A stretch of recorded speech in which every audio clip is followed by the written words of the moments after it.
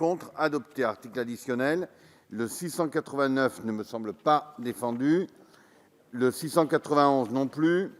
Le 658, M. Pupponi le retire.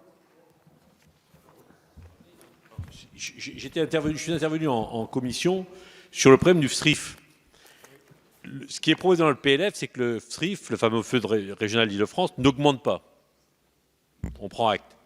Mais malgré la non-augmentation, il y aura des conséquences sur un certain nombre de communes qui n'auront pas la même contribution et la même attribution. Parce que les conditions de calcul du FSRIF, y compris avec les problèmes de plafond, changent bien que le montant ne change pas.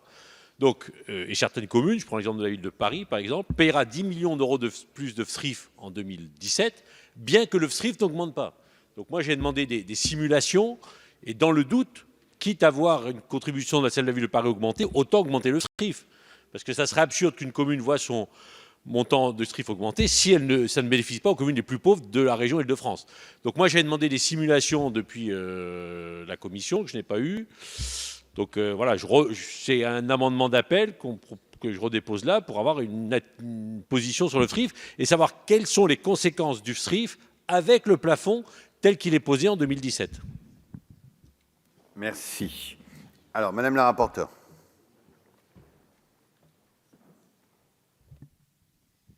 Alors moi, je vais donner un avis personnel de sagesse. L'amendement, effectivement, il vise à augmenter le FSRIF et je pense qu'il faudrait à minima avoir effectivement, parce que là, on est sur un territoire assez petit, hein, puisqu'on est uniquement sur l'Île-de-France, donc je pense que des simulations doivent être produites assez facilement.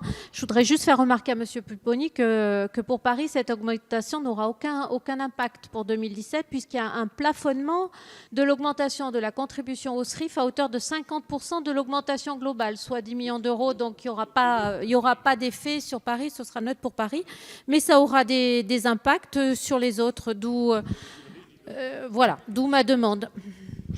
Monsieur le ministre. Monsieur Pupponi,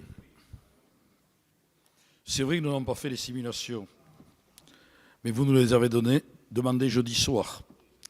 Vendredi, c'était le 11 novembre, nous étions dans nos participations républicaines de commémoration. Nos collaborateurs ont aussi quand même droit de temps en temps à se reposer, et ce n'est pas ce qu'ils faisaient, parce qu'ils ont passé le week-end à préparer notre débat. Mais effectivement, nous n'avons pas eu les moyens, demandés jeudi soir, pour lundi après-midi, de préparer ces simulations. Je veux quand même rappeler que les ressources affectées au FSRIF ont augmenté de 20 millions d'euros chaque année depuis 2012. Ce qui a contribué quand même à améliorer un peu la situation des communes dont vous parlez. Alors c'est vrai que nous n'avons pas prévu de progression du FSRIF en 2017. Vous proposez de le porter à 310 millions. Moi, je vais me ranger à la position de la commission, c'est-à-dire sagesse. Bon. Alors, ça éclaire, j'imagine, notre Assemblée. Et donc, je vais mettre aux voix cet amendement 658 qui bénéficie de la sagesse de la rapporteure et du ministre. C'est là qu'on va mesurer votre audience, M. Pupponi. Qui est pour? Qui est contre? M. Pupponi. Votre amendement est passé. Est voté. Le 491 n'est pas défendu. Le 659, vous y renoncez. Eu égard à cette... Ne remettez pas en cause ce qui est acquis, M. Pupponi. Le 525, Monsieur le ministre.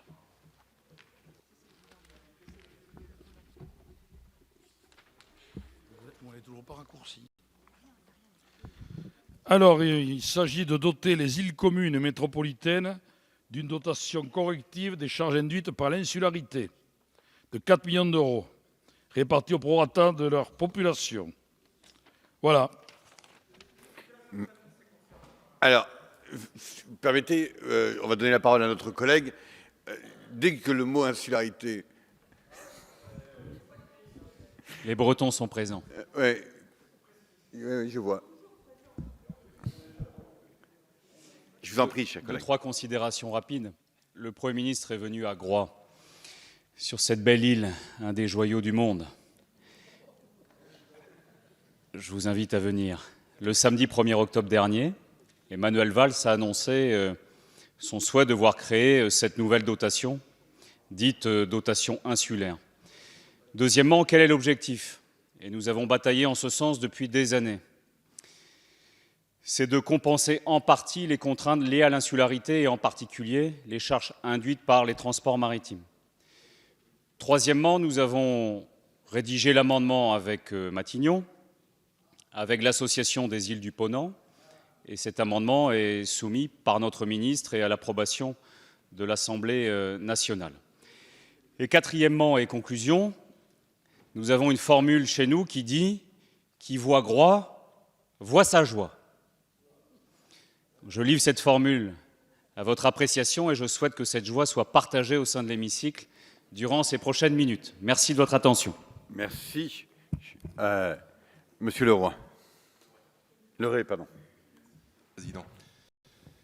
Je ne sais pas si quand on voit Groix, on voit sa joie, mais en tout cas, moi je voudrais rendre hommage au gouvernement sur cet amendement, parce qu'effectivement, ça fait des années qu'on défend les îles.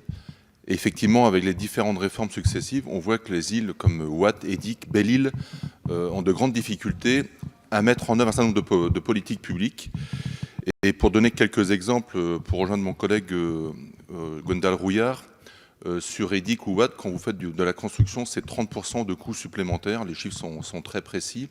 Et si on prend Belle-Île, entre l'abattoir public où le ramassage du legs est un ramassage public, pour ne citer que ces quelques exemples, c'est un surcoût donc tout simplement pour la collectivité.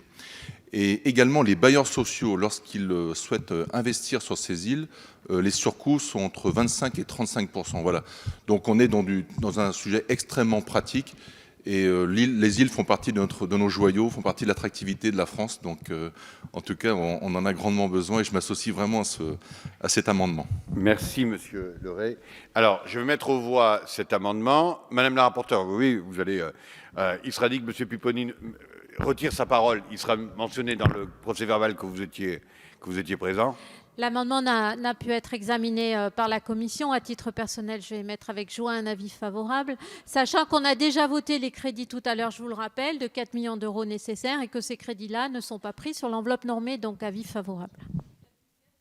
Vous voulez vraiment qu'on sache que vous étiez là pour ce moment historique?